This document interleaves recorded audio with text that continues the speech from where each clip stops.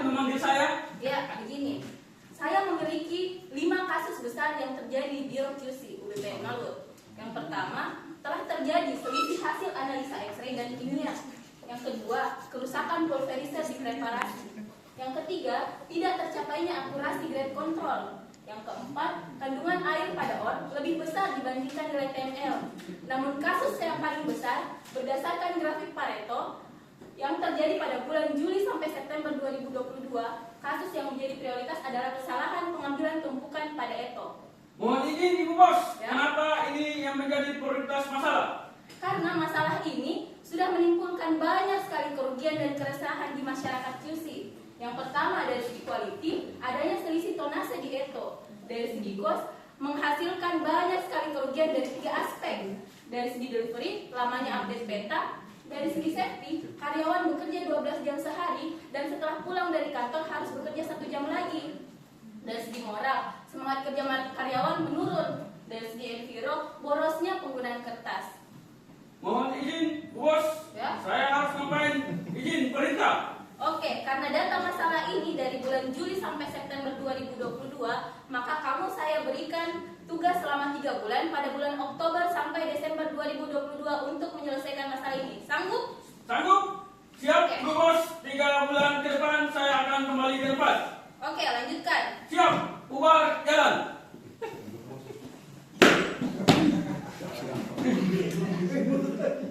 Tim GKM Siap, berapa?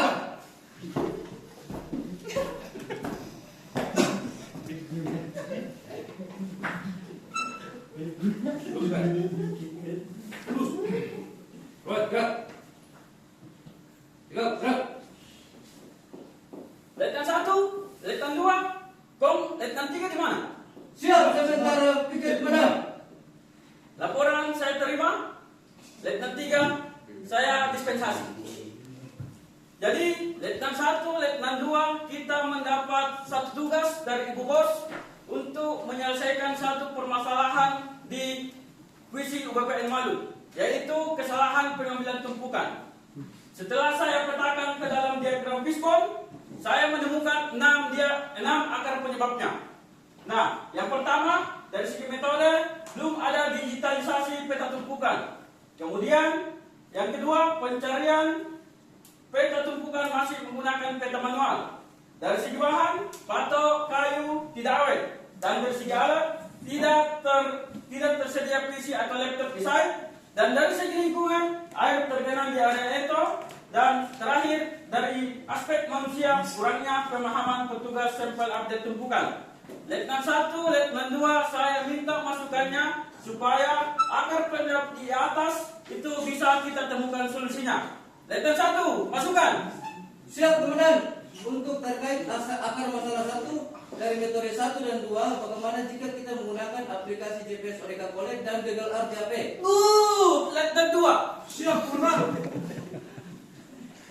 Akar masalah kedua untuk alat, sebaiknya kita menggunakan aplikasi untuk akses data. Siap. Good juga Letnan 2. Kembali Letnan 1. Ada tambahan? Ya, Komandan. Akar masalah 3, kita bisa meningkatkan kompetensi karyawan dengan sosialisasi, Komandan. Ada lagi Letnan 2? Siap, Komandan. Akar masalah keempat, mengganti patok penanda tumpukan dengan patok material basic. Ada tambahan lagi Letnan 1? Siap, Komandan. Akar masalah 5, lebih baik kita menimbun area yang tergenang, Komandan. Ada lagi tambahan kah? Siap.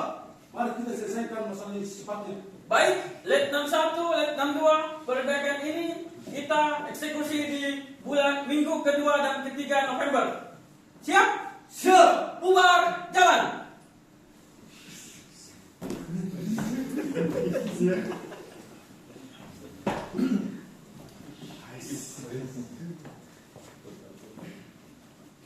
Lapor, Komandan. Perbaikan 1, menggunakan aplikasi GPS ODK Collect dengan Google RJP. Langkah pertama yang kita lakukan, membuat form input database di Google Drive dan spreadsheet. Langkah kedua, konversi form ke XLM format. Langkah 3, sinkronisasi aplikasi ODK Collect. Langkah keempat, plotting data tumpukan menggunakan aplikasi Oreca Collect. Langkah 5, melakukan update tumpukan di Google My Maps. Dan langkah ke-6, tracking tumpukan yang sudah diplotting di Google Earth.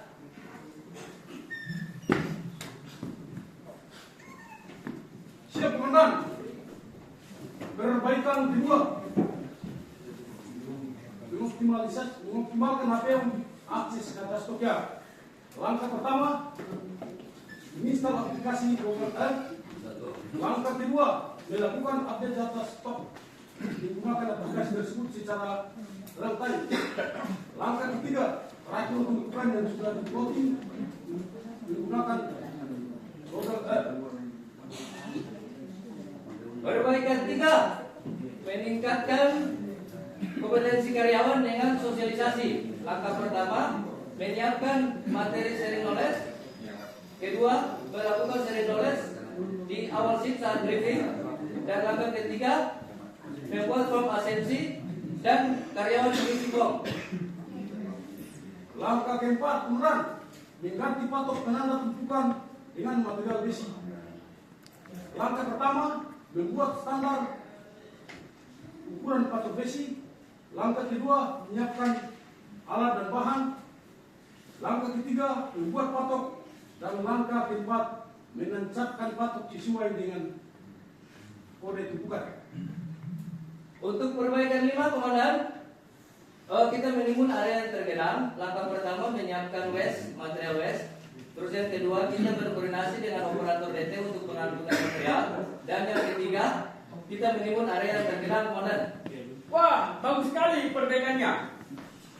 Tetap konsisten untuk perbaikan ini dan memang ada lagi calon juara 1 lagi. Orang bom.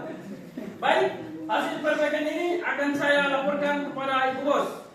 Bubar, jalan.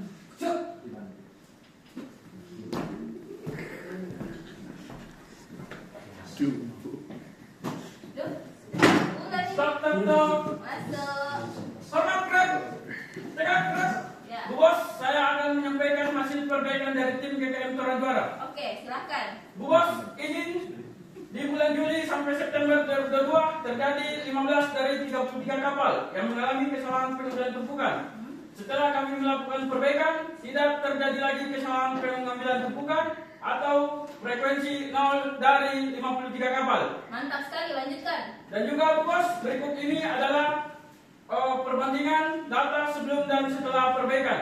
Oke, signifikan ya. Dan juga Bu Bos, kami sampaikan juga bahwa perbaikan ini kami mendapatkan nilai tambah. Dari segi quality, tidak ada selisih tonase di ESO dengan yang dikapalkan. Dan juga dari aspek biaya, tidak menimbulkan kerugian biaya produksi, biaya pengapalan yang tidak sesuai dan mendapatkan keuntungan. Izin, yang ketiga, delivery update peta tumpukan dilakukan secara detail. Yang keempat, safety karyawan bekerja sesuai jam kerja shift tanpa penambahan waktu kerja. Yang kelima, moral, menjaga semangat kerja dan produktivitas karyawan. Yang keenam, tidak menggunakan kertas HPS lagi.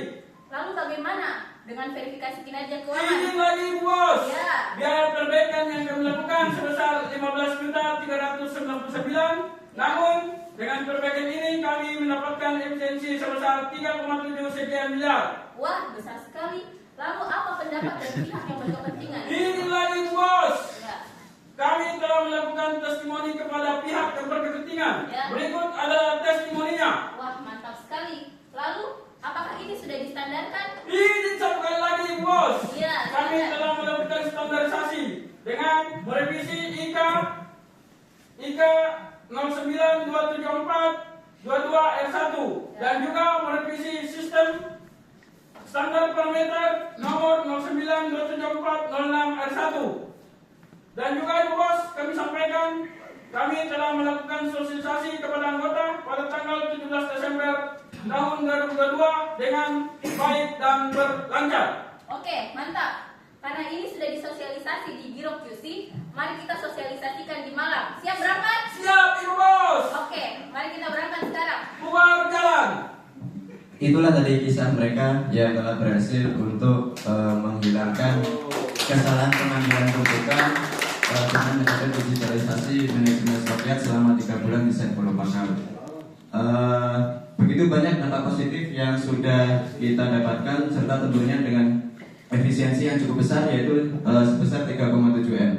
Baik, sampai ketemu di episode berikutnya dengan cerita minimalisir kerusakan unit ekskavator mini di Quality Control UPPN Nikel Maluku Utara. Terima kasih, kami dari GKM Terang Juara jalan-jalan ke Maluku Utara, jangan lupa ke Pulau Manitara. Kami tim GKM Terang Juara akan bertahan menjadi juara. Sekian dan terima kasih. Assalamualaikum.